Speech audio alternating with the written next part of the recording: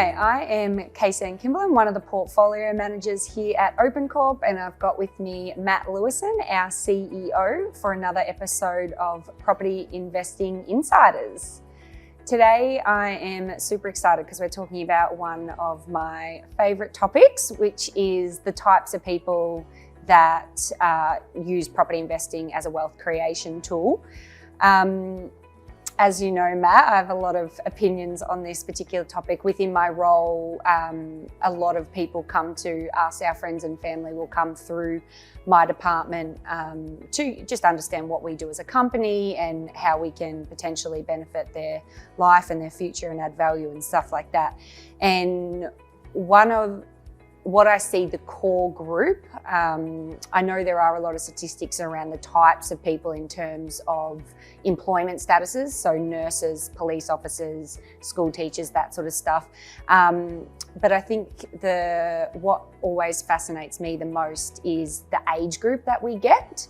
And it's all majority, obviously there's always rules to the exception, but the majority of people we get is the sort of mid-age group, the late 30s to early 40s. And they've usually owned their own home. They've always wanted to invest, so they've got some equity in their home and they're just looking to start that investment journey. And I feel like this is something that has been socially programmed into our generation a lot from our parents. Whereas the most exciting demographic for me is, people who are happy to rent in areas that they love and then build a portfolio to give themselves more choices.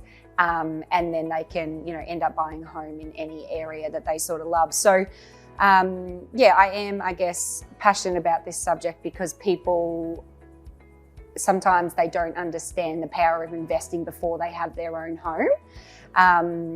And I think it would be so beneficial for a lot of young people to worry about building an investment portfolio compared to getting their first home. So I'm really quite passionate about that. And I'd love to hear your thoughts on the types of people we're dealing with. And Yeah. Well, I think, property investing, people who understand the power of compound growth kind of become the best investors. And it was literally on the weekend, I was kind of teaching my son about compound growth. He's 10 years old. And I remembered my dad when I was about the same age, using an example where he said, Matt, if I give you a cent, like you wrote 1 cent on the calendar from the 1st of February, I remember it was. So put 1 cent every day for this month. I want you to double what's there on the day before. How much do you think you're going to have at the end of the month? And I remember thinking, it could be more than $10. This is going to be great. So I did it with my son, and we did a fast track version because Dad made me literally every day for a month by double 1 to 2, double 2 to 4. So we did it with a calculator, and I said, how much? He thought it was going to be more than 10. Then he very quickly realized it was going to be more than 100. Then it was going to be more than 10,000. And it actually gets to 2.6 million. Okay. So by doubling 1 cent to 2 cents, 2 to 4, obviously it gets to 2.4 million within 28 days. But the really important part of the lesson is that if you miss the last day or you miss the first day, you miss out on $1.3 million. Or if you miss a day in the middle or you go backwards in the middle, you miss a lot because the base is no longer as big. So when you think about that and kind of what that really framed for me as a 10-year-old was the importance of getting into the market sooner. Now, most of us are in touch on the fact that a lot of investors start investing in their late 30s because they've maybe bought their first house around 30, they've saved up for that, got their first house at 30, then they've paid the bills, paid down the mortgage, got some equity, had some kids, and they start investing. But pretty much everyone wants to be out of it, like debt-free by the time they're 65, right? In fact, if you can do it by the time you're 55, even better. So we only have this window of at most 35 years, but most likely about 15 to 20 years for people to really make the most out of their investment window. And that investment window, if you miss one market or you just, you take a little bit of time, you miss out on the growth cycle, then it gets shorter really quickly. And it's not a lot of time. There's going to be more kids, there's going to be a focus on your family. Maybe will take precedent at different times over investing. Yeah. And that's why, like, experienced investors and smart investors know the importance of investing as soon as you can afford to. So buying as soon as you can, and when that means, that also means duplicating as soon as you can. Yeah. Because that window of opportunity might close really quickly if life changes and something else comes up. Yeah. So getting into the market sooner, and we're seeing, I think there's a couple of sisters got in it. They invested at 18 years of age, which is fantastic to see. And obviously they're using the fact that they're living at home, they don't have to pay rent at the moment, so they're putting that money into an investment property. And it's the best investment their parents can make, is keeping the kid at home for a few years longer rent-free if it gets them into the market.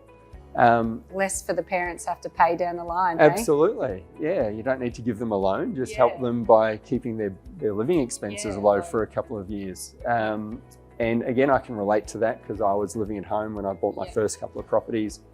But I think a lot of our staff who are like active investors rent vested for a period of time, even before they'd worked at OpenCorp. They kind of understood. I think you were. Yeah, I was one of them. I probably not as sophisticated as your father in your situation, but yeah, definitely my parents could see me just spending a lot of disposable income in my mid-20s, and they just strongly persuaded me to put it into a property, essentially. Now, it wouldn't be a property that we would necessarily choose, much like your first property, but it was enough for that to then springboard into the second one. And I used to read well before, OpenCorp.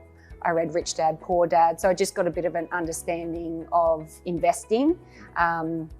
Another person I used to follow was, Grant Cardone. And then when I finally came to OpenCorp, just having those seeds planted from information that's readily available, and then coming to OpenCorp and reading Cam's book, My 4-Year-Old Investor, and working with you guys, I obviously then was able to understand the power of rent vesting. And, I'm on one wage able to hold 2 investment properties and pay high-end rent in Richmond, and still live a pretty comfortable, fun life. Whereas I see a lot of other people who may not have done the reading when they were younger and haven't been fortunate enough to work at OpenCorp. I always try and push them in our direction in terms of our information and videos like this, because I see them with these massive mortgages, and investing for them, unfortunately, is probably going to be a fair few years away, because they're just trying to cover, one mortgage, which is the equivalent of what I have sort of in 3. That is all building wealth. And so that's why I feel passionate about it, because just educating yourself a little bit and then finding people to actually assist you and change your thought processes, which is hard because it has been drummed into us. 100%. And I think we talk about driving the cheapest car your ego can handle. It's actually, if you are buying a principal place of residence, I think it's a really important concept as well, not to necessarily skimp and live in a hovel, but many people have already probably passed the window of rent vesting. Once they already own their own home, and they start thinking about investment, I think it's important to not get carried away with just trying to upgrade your house constantly, because, and I can tell you firsthand, is that the bigger your house gets, doesn't make you more happy. Your happiness is going to be determined by other factors in your life, not the size of your house. But absolutely, if you feel confident about the trajectory of your wealth and your financial position, and you're not stressed about money because you know that you've put the hard yards in early, you've made the right decisions, you're going to live a happier life. We see it. And it's not necessarily because people have invested and 15 years later they finally reap the rewards. It's almost instantly. And again, I'm sorry to use the story of my family, my dad, but when my dad started investing, I mean, he was a guy who dropped out of high school in year 10, had worked as a sales rep. He wasn't wealthy by any stretch of the imagination. But we saw instantly, once he became a property investor, within a year or 2, he changed, like his whole persona changed, his confidence grew, and he became a lot more carefree. And that was really what made us want to be investors. It wasn't that he was flashy and he had a huge house or anything like that. He didn't. It was the confidence that he had in his life and that level of comfort, just knowing that no matter what, he had it covered from then on. And I think that's an important one for people to realize, kind of if they're going, well, should I spend more money on my house? Should I wait a few years? Maybe next decade we'll invest. I'd love to one day. Once you start, in fact, as soon as you start, once you start, you'll know that it's actually giving yourself a new perspective on your life and greater comfort and confidence. So. Yeah, no, definitely. And I think especially with the interest rate increases, even though sometimes you have out-of-pocket expenses, which you should anyway, because you're building, everything requires some level of sacrifice. But when you majority of your mortgage is covered by the rent and your tax benefits, it's not as frightening as when you've got to find that money out of your paycheck to pay your mortgage. So I think it's just understanding how investing can work for you, and especially the younger generation. It's just, super powerful. And the information is there. We're in the age of information. You just need to apply yourself to find it. You touched on Robert Kiyosaki's book, Rich Dad, Poor Dad, as well, which I think is fantastic. And again, if you haven't read it, do yourself a favor and go and read that book. It's obviously geared around an American market, so not everything is applicable, but there's some really great life lessons from that. And kind of the differences in mindset between his friend's dad, who becomes really wealthy, and his own dad, who earned a really good income, but never actually achieved like sustainable wealth. And it came down to the decisions and their thought process around how to use money and kind of investing in yourself first, and or investing in your kind of growth over buying stuff to make you happier today. But when you make those right decisions and you know what they are, you don't actually feel like you're sacrificing. And that's, I think, a key thing. We don't ever advocate for people to live like paupers in order to make kind of